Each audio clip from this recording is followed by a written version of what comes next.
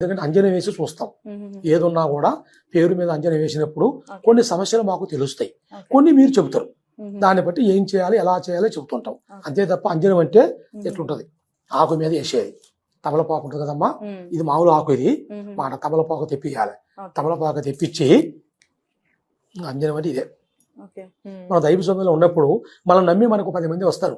వశీకరణాలు ఉంటాయి మా దగ్గర, ఆహా. సంజీవ ఏర్లు ఉంటాయి. హుహు. ఎంతలా ప్రాబ్లం ఉన్నా కూడా సరైనట్టుగా ఉంటాయి. అలాంటి కోయి రాజులు. హ్మ్. కోయి రాజులు అంటే మేము మాట తప్పం. హ్మ్. మాకు తెలిసిన విద్యని కరెక్ట్గా చేస్తాం. హ్మ్. 10 మందికి కరెక్ట్గా చేసి వాళ్ళు బాగుండే విధంగా మా దగ్గర ఎన్నో మూలికలు ఉంటాయి, హ్మ్. చెట్టు క్రియలు ఉంటాయి, పెద్ద పెద్ద వేర్లు ఉంటాయి. మాట వినే వాళ్ళు కూడా మాట వినట్టుగా ఆఫీసులో కానీ కుటుంబ విషయంలో కానీ కొన్ని జరగని పనులు, డబ్బు పరంగా డబ్బు నిలవకపోయినా, ఇంట్లో శాంతి లేకపోయినా, చెడు గ్రహాలకి కొన్ని చేస్తుంటాం. కొంతమందికి భార్య భర్తలకు గొడవలు, అవును. పెళ్ళి ఒక 2 సంవత్సరాలు 3 సంవత్సరాలు కాగానే భర్త మాట భార్య ఎందు, భార్య మాట భర్త ఎందు, పిల్లలు